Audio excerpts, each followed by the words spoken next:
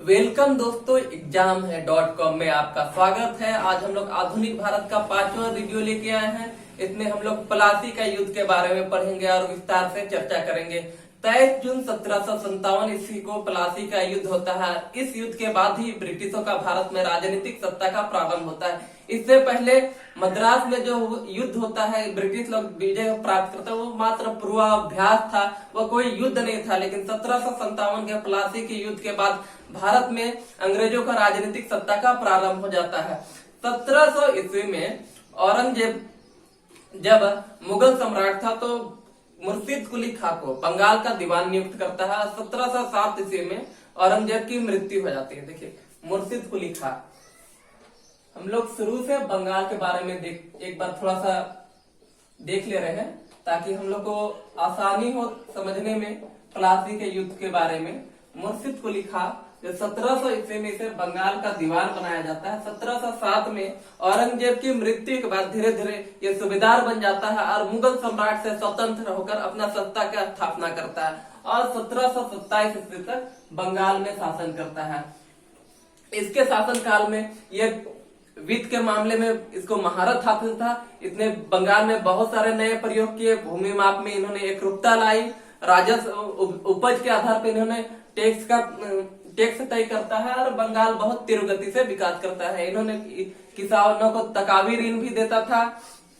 इसके बाद 1727 ईस्वी में इसकी मृत्यु के बाद इसका दामाद शुजाउद्दीन बंगाल का नवाब बनता है। इसका कोई बेटा नहीं रहता है।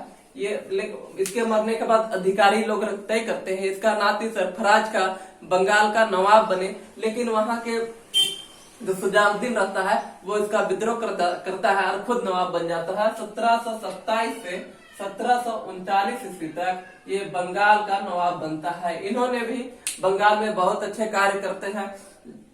इसके बाद 1739 के बाद सरफराज खां, इसका मृत्यु के बाद सरफराज खां जो इसका बेटा रहता है बंगाल का शासक बनता है और 1739 से 1740 तक शासन करता है। 1740 ईस्वी में बंगाल का उप सूबेदार अलवर्दी खां रहता है जो विद्रोह कर देता है और सरफराज खां को हराकर खुद गद्दी पर बैठ जाता है और अलवर्दी खां 1740 ईस्वी से 1756 ईस्वी तक बंगाल का नवाब बनकर बंगाल में शासन करता है।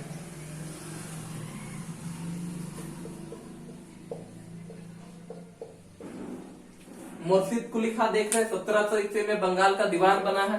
1707 में औरंगजेब की मृत्यु के बाद धीरे धीरे सूबेदार बन जाता है और 1727 तक बंगाल में एक स्वतंत्र नवाब की तरह शासन करता है। लेकिन ये तो स्वतंत्र, मुगलों से स्वतंत्र तो हो जाता है, लेकिन मुगल लोगों को वार्षिक कर भेजते रहता था। बड़ी वार्षिक कर की बड़ी रकम उन लोगों को भेजते रहता था। शुजाउद्दीन 1727 से 1739 तक शासन करता है। सरफराज खां 1739 से 1740 और अलवर्दी खां 1740 से 1756 ईस्वी तक शासन करता है। इस समय के बंगाल में संपूर्ण बांग्लादेश, बंगाल, बिहार, उड़ीसा ये सब शामिल था। ये सब बहुत बड़ा क्षेत्र था बंगाल के एरिया में। अब भारत का सबसे समृद्ध प्रांत था, भारत का स्वर्ग कहा जाता था। यहाँ के किसान बहुत सुखी थे, बहुत खुशहाल थे। बंगाल, माफ कीजिएगा, कलकत्ता की जनसंख्या 1700 ईस्वी में 15,000 थी और 1740 आते आते कलकत्ता की जनसंख्या 1 लाख हो जाती है, जो इस बात का सूचक है कि बंगाल तीव्र गति से विकास कर रहा है। आप देख रहे हैं, अगर कहीं की जनसंख्या 15,000 है और मात्र 40 वर्षों में वहां की जनसंख्या 6-6.5 गुनी बढ़ जा रही है, इसका मतलब ये है कि वहां तेजी से विकास हो रहा है, भूख से लोग नहीं मर रहे हैं। ये सब चीजों का पता चलता है। दूसरी ओर हम देखेंगे कि क्या अंग्रेज लोग मद्रास में विजय प्राप्त कर लिए हैं और उन लोग तेज गति से विकास कर रहे हैं।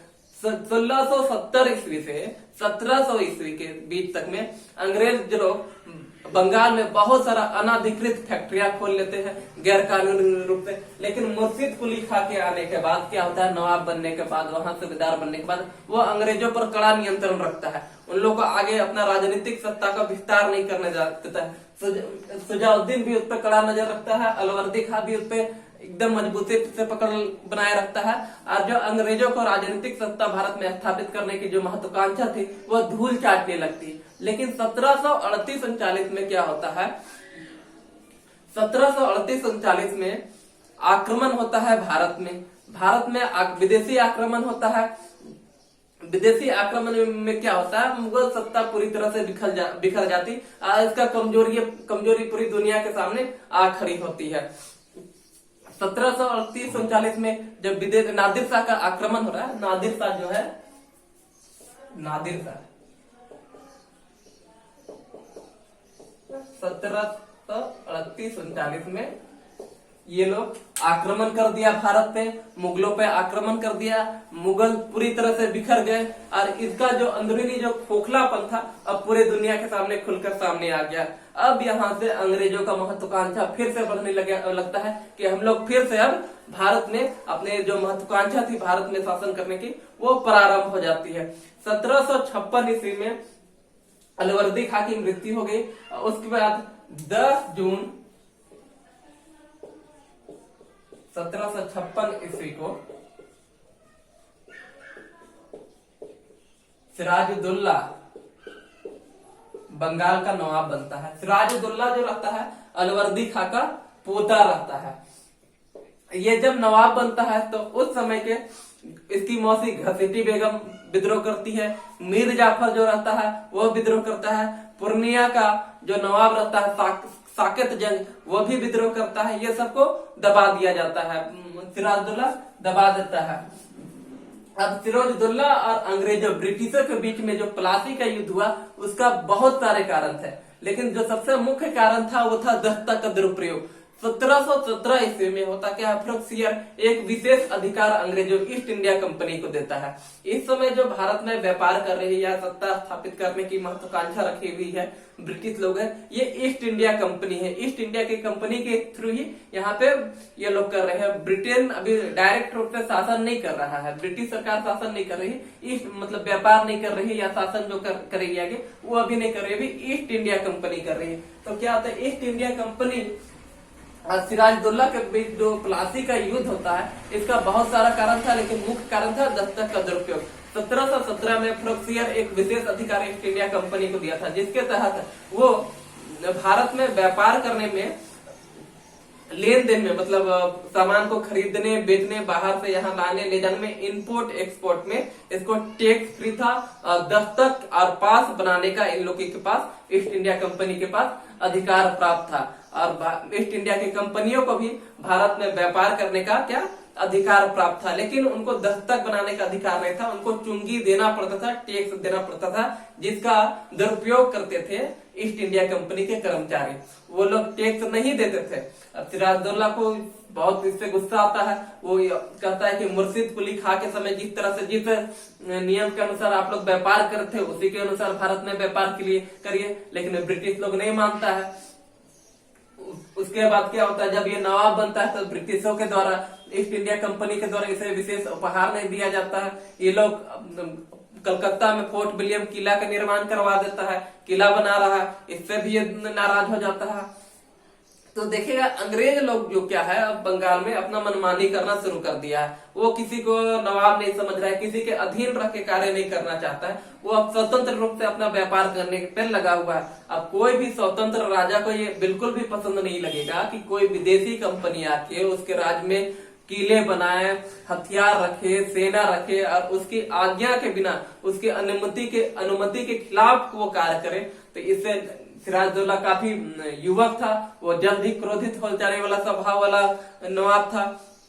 वो गुस्सा हो जाता है। गुस्सा होने के बाद क्या करेगा, 1756 ईस्वी में कासिम बाजार पर हमला कर देता है। वो कासिम बाजार का भी निरीक्षण करना चाहता था, लेकिन उसका अनुमति अंग्रेज लोग नहीं देते हैं। कासिम बाजार इस समय जो कासिम बाजार की जो फैक्ट्री है अंग्रेजों का फैक्ट्री है, उनके अधीन पे है। 1756 में क्या करेगा सिराजुद्दौला, उस कासिम बाजार पर हमला कर देगा। उसके बाद 20 जून 1756 ईस्वी को 20 जून 1756 ईस्वी को क्या करेगा, फोर्ट विलियम, कलकत्ता का जो किला है जिसका निर्माण ब्रिटिश लोग करवाया था, फोर्ट विलियम में ये क्या करेगा, अधिकार कर लेता है। फोर्ट विलियम में कब अधिकार कर रहा है, 20 जून 1756 ईस्वी में। 20 जून 1756 में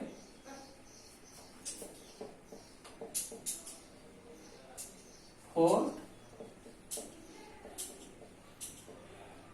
विलियम में अधिकार कर लेता है। फोर्ट विलियम में जब ये अधिकार करता है तो रोजर ड्रिक के नेतृत्व में, रोजर ड्रिक जो उस समय बंगाल का गवर्नर था ब्रिटिशों का, के नेतृत्व में जो ब्रिटिश लोग रहते हैं वहां से भाग जाते हैं समुद्र में, फुल्टा द्वीप में शरण रहते हैं। फुल्टा द्वीप उस समय ज्वार ग्रसित रहता है, वहां बहुत सारा ज्वार भाटा निकलता है, उत्पन्न होता है, और वहां मद्रास से वो सहायता के लिए इंतजार करने लगते हैं। कुछ वहीं पे रह जाते हैं जब ये हमला करता है। हॉलवेल के नेतृत्व में बहुत सारे लोग ब्रिटिश को पकड़ लेता है। सिराजुद्दौला पकड़ लेता है और उसके बाद क्या करेगा, एक कमरे में बंद कर देता है, जिस कमरे की कहा जाता है कि लंबाई 14 फीट थी और चौड़ाई 8 फीट थी। मतलब मान के चलिए एक बहुत 14 फीट लंबा और 8 फीट चौड़ा, कितना बड़ा कमरा होगा। एक छोटा सा कमरा था, एक कमरा नहीं कह सकते, बहुत छोटी सी जगह था। उसमें 144 कितना 144 अंग्रेजों लोगों को सिराजुद्दौला बंदी बना के उस 20 जून 1756 को उसमें भर देता है। और दूसरे दिन जब सुबह होती है उसको खोलता है तो 144 अंग्रेज में से मात्र 23 लोग जीवित निकलते हैं, मात्र 23 लोग जीवित निकलते हैं और 121 लोगों की मृत्यु हो जाती है। जून का समय था, काफी ज्यादा गर्मी थी, गर्मी से घुटन के कारण एक दूसरे के ऊपर चढ़ के कुचले जाने के कारण 121 लोगों की मृत्यु हो जाती है। और इसी दिन की घटना ब्लैक हॉल ट्रेजरी कहलाती है, ब्लैक हॉल ट्रेजरी कहलाती है। और इसके जो लेखक हैं खुद हॉलवेल है, जो इसके अंदर बंद थे। जो 23 लोग बचते हैं उसमें हॉलवेल भी बच जाते हैं। हिंदी में ब्लैक कोठरी की घटना कहा जाता है। ये बहुत फेमस कहानी है। ये इस दिन मतलब सिराजुद्दौला जो रहता है अंग्रेजों पे जो अत्याचार करता है वो इससे पता चलता है। अब क्या होगा, 1756 में ये लोग फुल्टा द्वीप में जो क्या कर रहे, रोजर ड्रिक के नेतृत्व में भाग के वहां इंतजार कर रहे हैं कि मद्रास से उनको सहायता मिलेगा। मद्रास से रॉबर्ट क्लाइव, क्या होगा, रॉबर्ट क्लाइव के नेतृत्व में, रॉबर्ट क्लाइव के नेतृत्व में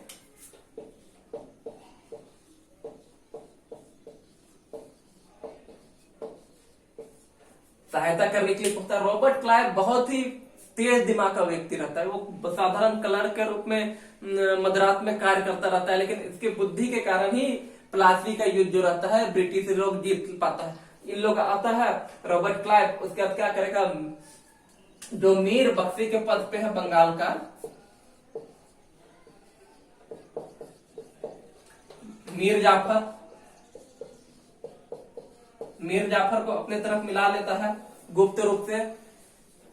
जगत सेठ को अपने तरफ मिला लेता है, जो उस समय बंगाल का सबसे बड़ा बैंकर रहता है। उसके बाद अमिक चंद जो रहता है बंगाल का अधिकारी रहता है, उसको अपने ओर मिला लेता है। तो बहुत सारे मुख्य अधिकारी को क्या करेगा, रॉबर्ट क्लाइव गुप्त रूप से इन लोग से संधि करके इन लोग को अपनी ओर मिला लेता है। उसके 1756 में ये कलकत्ता पे आक्रमण करता है, कलकत्ता को जीत जाता है। कलकत्ता को जीत जाने के बाद भी क्या होगा, इसका संतुष्टि नहीं होता है। अब इसका इच्छा रहता है कि इस नवाब को अवदस्त किया जाए और पूर्ण अपने अधिकार में लेकर शासन किया जाए। दूसरा एक पिट्ठू नवाब को बैठाया जाए और मीर जाफर को इन लोग बैठाने का फैसला करता है।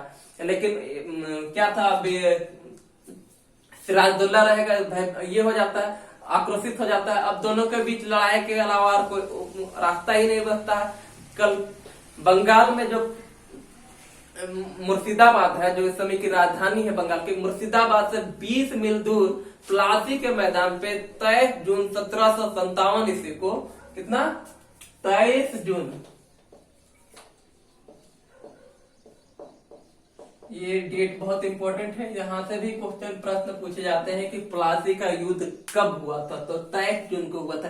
23 जून 1757 ईस्वी को सिराजुद्दौला और ब्रिटिश आमने सामने होते हैं। सिराजुद्दौला जब युद्ध के मैदान पर पहुंचता है तो इसकी आधा सेना तो उतरती ही नहीं। मीर जाफर, जगत सेठ, ये सब के नेतृत्व में जो सेना रहती है, ये लोग उतरती ही नहीं है, ये लोग धोखा देते हैं। और अंग्रेजों की तरफ क्या होता है, मिल जाते हैं। इस युद्ध में 500 नवाब के 500 सैनिक मारे जाते हैं, जबकि अंग्रेजों की तरफ से मात्र 29 सैनिक मारे जा सकते हैं। तो इसको एक तरह से युद्ध नहीं कहा जाए, छल कहा जाए। छल कूटनीति के रूप में ब्रिटिश लोगों ने बंगाल के नवाब को हरा दिया।